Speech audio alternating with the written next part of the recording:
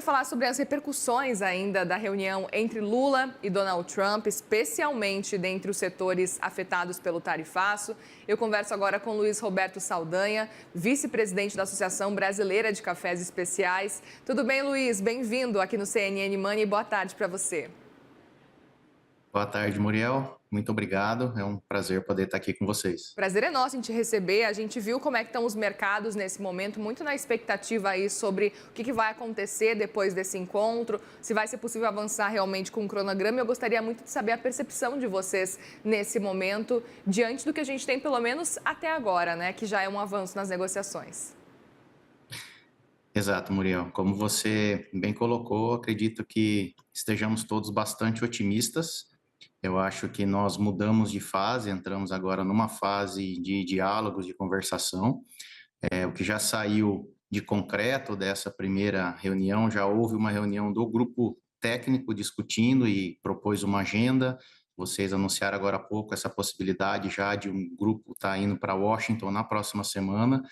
Então, a gente está bastante otimista, porque acredito que a gente entra agora numa fase de discussão bem mais proativa, para que a gente consiga aí, como colocado pelo presidente Lula, assim como o presidente Trump, para que a gente consiga um acordo que seja benéfico para ambas as partes o mais rápido possível.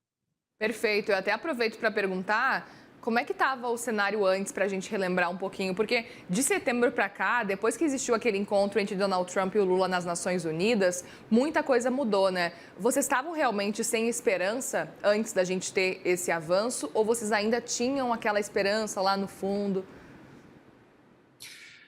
Muriel, o café, especificamente, é um mercado extremamente complexo e a gente vem de um cenário de escassez de oferta dos últimos 4 ou 5 anos, principalmente por problemas climáticos, em que os preços atingiram máximas históricas. Então, ele já estava bastante complicado em termos de fazer essas negociações e conseguir encontrar esses mercados e continuar expandindo o volume e agregando valor para os cafés brasileiros. Só para dar uma ideia, quando houve o anúncio do tarifaço, o café estava na Bolsa de Nova York a 284 cents por libra, e hoje, por exemplo, a gente está batendo, hoje variou bastante, mas chegamos a 400 cents por libra. Isso aí são 40% de variação entre a época do anúncio do tarifaço, não é só ele o responsável pelo aumento dos preços, mas toda uma complexidade de cenário geopolítico, oferta e demanda, e logística e outros pontos. Mas com essa tarifa de 50% em cima do café, já num preço bastante alto, praticamente tornou o produto brasileiro para os Estados Unidos inviável economicamente. Então, se a gente está numa cotação de 400 centes, o nosso produto estava lá chegando a mais de 600 centes por libra, o que torna uma competição totalmente inviável. Os Estados Unidos são nosso principal parceiro comercial para os cafés especiais e comerciais brasileiros. O Brasil corresponde por 30% aproximadamente do café que eles importam. Para nós, representa praticamente 17% das nossas exportações de café. Então, é um mercado extremamente importante por tudo que foi feito para que a gente conseguisse chegar nessa posição. Ou seja, não haver discussões, não haver conversa e a manutenção dessa tarifa, até porque, pelo nosso entendimento, pelo fato dos Estados Unidos não ser um grande produtor de café, você tem apenas pequenas áreas no Havaí e pequenas áreas no Porto Rico. Pelo fato de que a nossa parceira lá nos Estados Unidos, que é a NCA, ter demonstrado a capacidade de agregação de valor que o produto café brasileiro tem na cadeia de valor americana. Então, o estudo deles diz que cada $1 importado em café do Brasil, ele é transformado em 43 dólares dentro da cadeia de valor. Então, são razões pelas quais não há motivo para manutenção dessas tarifas, fazendo com que o Brasil fique inviável, além de que a necessidade de buscar substituição para o café brasileiro já está causando impactos no próprio Estados Unidos para os consumidores americanos, com o aumento do preço do café nos últimos meses de quase 30%. E aí tem outro ponto, né, Luiz, também, que é o fato das tarifas para a Colômbia, porque a gente sabe também que a Colômbia, no fim das contas, é um grande polo de café e agora a gente está vendo essa disputa aí entre o presidente Donald Trump e também o presidente da Colômbia, Gustavo Petro. Diante desse cenário, isso talvez possa auxiliar o café brasileiro, o setor especificamente, vocês estão de olho também nessas movimentações e o quanto isso pode ajudar? Porque, querendo ou não, com a Colômbia não sendo taxada, apesar da Colômbia não ter realmente uma quantidade tão grande quanto a gente tem por aqui para realmente mandar para lá, ainda assim eles poderiam sair beneficiados, né? Exato, são pontos distintos, tá? Tá. Um dos movimentos que estão ocorrendo, né, já nesse momento, são países que estão importando cafés do Brasil, estão fazendo sim essa triangulação, tá?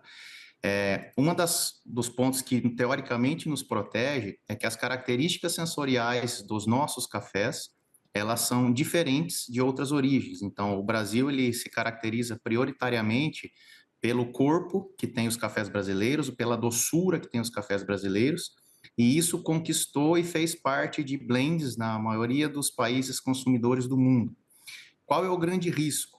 O grande risco é que, pelo fato de estarmos com essas tarifas que nos tornam uma origem inviável, é que a indústria faça a substituição do componente Brasil por outras origens. Então, um dos pontos que a gente vê imediatamente é redução de embarques de cafés brasileiros. Então, falando em cafés especiais, o agosto, quando começaram as tarifas a entrar em vigor, nós já tivemos uma redução comparada a 2024 de 79% de embarques de cafés especiais brasileiros para os Estados Unidos e o setembro 55% de redução. Isso já é redução neste momento, já está acontecendo. Qual é o outro grande risco? É que, de novo, o mercado norte-americano, conquistado a duras penas e toda uma cadeia de supply que foi desenvolvida, uma cadeia de agregação de valor, ela passa, neste momento, pelo nível das tarifas e mais os níveis de mercado, passam os Estados Unidos a buscar possibilidades de substituir o componente brasileiro nos blends, ou seja, as indústrias que já estariam fazendo estratégias de compra para o 2026 já não estão considerando o café brasileiro por essa volatilidade, por essa incerteza, e já estaria acontecendo a substituição do café brasileiro, ou seja, a perda de market share que já vai ser sentida em 2026. No caso específico Colômbia, se você tem diferença de tarifas, sim, pode haver essa triangulação, ela já está ocorrendo. Colômbia, sim, é um grande player. A Colômbia é o segundo maior produtor de arábica do mundo. O Brasil é o primeiro e a Colômbia é o segundo. Assim como os nossos outros concorrentes, por exemplo, em termos de café canéfora, de robusta, em que o Brasil é o segundo maior produtor e o Vietnã é o primeiro. Estados Unidos não são historicamente grandes consumidores do café robusta, do canéfora, porém, com essas grandes tarifas, com essa questão de que a disponibilidade de café arábica neste ano, como nos anos anteriores, ela está bastante restrita, ela começa a forçar a indústria a causar uma mudança no hábito de consumo do mercado norte-americano. E esse é um risco enorme para toda a cadeia do Brasil. Sem dúvida, eu até queria entender o quanto que na sua avaliação essa possibilidade de um avanço com as negociações chega num bom momento, porque você está trazendo para a gente alguns pontos importantes de que o café brasileiro já está sendo substituído, Luiz. Vocês acreditam que vai ser possível reverter esse cenário, dependendo aí de quando vai acontecer essas negociações e o quanto vai ser possível avançar com o acordo? Vocês veem uma possibilidade de reversão? Sim, ele é um excelente momento. Então, na verdade, assim, quanto antes, melhor. O Brasil terminou a sua safra 2025 e esses cafés estão em pleno processo de exportação. Neste momento em que continuamos com máximas históricas do mercado, o preço do café está bastante alto, então ele ainda continua sendo remunerador, e a escassez do café arábica faz com que alguns outros mercados sejam acessados e compensem parte dessas perdas com os Estados Unidos. Mas, de novo, o tamanho do mercado norte-americano, a envergadura do nível de relacionamento que foi criado ao longo desses anos com os Estados Unidos, ele não consegue ser trocado num prazo curto. De novo, café e café especial é um produto de relacionamento. Você precisa desenvolver toda essa cadeia entre aprovação de perfil sensorial, você tem que ter aprovação do blend, da história do consumidor, de qual é a mensagem que vai ser feita ao consumidor final. Você não consegue simplesmente substituir esse tamanho de exportação dos Estados Unidos para outros países de maneira rápida. Ou seja, assim que voltarmos a uma normalidade de preços em que nós tivermos a equalização entre oferta e demanda mundial de café, os impactos para todos os produtores e para as cadeias de valor do Brasil em café vão ser tremendas, porque a gente corre esse risco gigantesco da substituição e perda de market share no principal país consumidor dos nossos cafés, que é os Estados Unidos. Perfeito, Luiz. Eu queria entender também o quanto que o café tem mudado de preço, o comportamento do consumidor também como um todo aqui no Brasil diante desse cenário, porque levando em consideração que fica proibitivo, né, fazer esse movimento de exportar, de mandar esse café para os Estados Unidos, como é que vocês têm se virado aí nos últimos meses e o quanto que isso tem influenciado e impactado o nosso cenário local aqui no Brasil? Muriel, excelente pergunta. Então, o mercado interno é o segundo maior consumidor de cafés do mundo, somente atrás dos Estados Unidos. Existe uma diferença, uma segmentação no consumo do mercado. Então, de um lado, a gente vê uma cadeia de cafés especiais que continua crescendo bastante a demanda, em que o fato de o café ter subido de preço, os patamares mudaram completamente de preço nos últimos 2, 3 anos. Isso trouxe os cafés das categorias que são tradicional, que são superior, elas ficaram mais próximas às categorias gourmet e especial, e aí essa diferença no atributo sensorial tem impulsionado o aumento de consumo do café especial por uma maior percepção de valor pelos clientes finais. Do outro lado, a gente tem o hábito do consumo do café tradicional, do café extra forte pela população brasileira, e essa tem sim sentido bastante essa alteração de preço, é uma segmentação muito mais sensível à variação de preço, e os estudos da BIC apontam até uma certa redução no consumo nos últimos meses.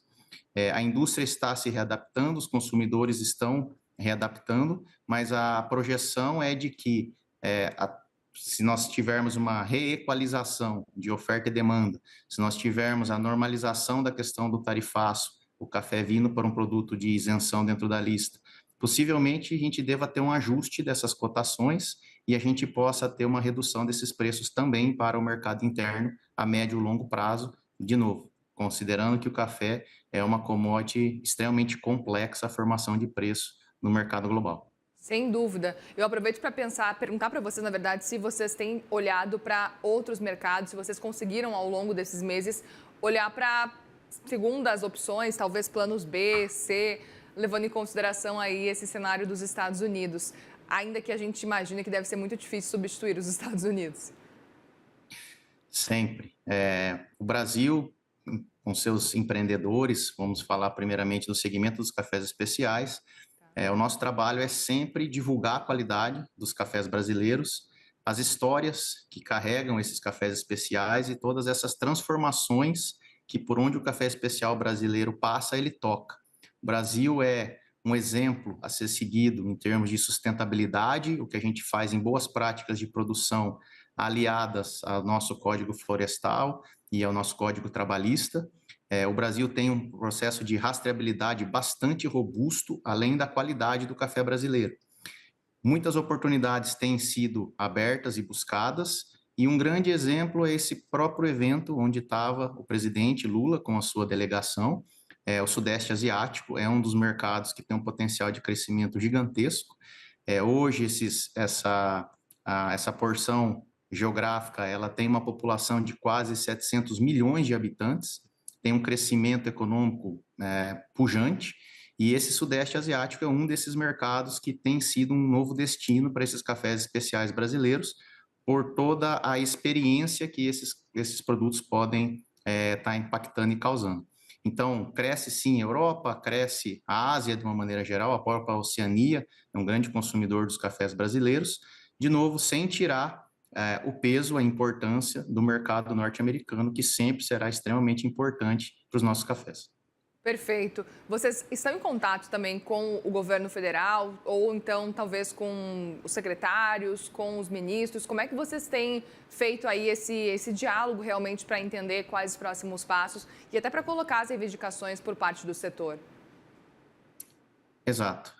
No caso do setor café, nós tínhamos, por exemplo, dos cafés especiais, o nosso diretor executivo da BSA, que é o Vinícius Estrela, estava presente junto com a comitiva do presidente, Tá. e não é ele falando aqui com você na entrevista, porque ele nesse momento ele está voando de volta de Kuala Lumpur, Mas sim, a gente está presente, a gente tem tentado trazer essas informações de qualidade, mostrando a urgência, a importância dessas negociações, porque é uma diplomacia de várias mãos. A gente tem essa diplomacia do lado político e governamental, e a gente tem essa diplomacia do lado dos empresários. Então, um ponto desse muito interessante é essa diplomacia entre a cadeia de valor do Brasil com a NCA, que é a Associação de Cafés dos Estados Unidos, em que nos auxiliou com estudos mostrando essa agregação de valor, mostrando como o café é um produto de complementariedade aos Estados Unidos e não é um produto de competição, mostrando o quanto este produto agrega valor nos Estados Unidos e nos ajuda nesse processo todo. Então, primeiro é municiar de informação de qualidade, acredito, ambos governos. O setor empresarial está trabalhando próximo nos dois países, aproximando e tirando essas barreiras, e a gente poder realmente mostrar e dar tranquilidade para que o governo e para que os nossos especialistas, diplomatas, possam fazer as negociações e possam trazer os melhores resultados possíveis para o nosso país. Luiz Roberto Saldanha, vice-presidente da Associação Brasileira de Cafés Especiais. Obrigada mais uma vez pela conversa aqui e volte sempre, viu? Importante a gente entender como é que está o cenário aí para o setor. Muito obrigado, Muriel. Uma honra. Deus abençoe e uma boa tarde a todos. Obrigada. Uma boa tarde, boa semana aí para vocês.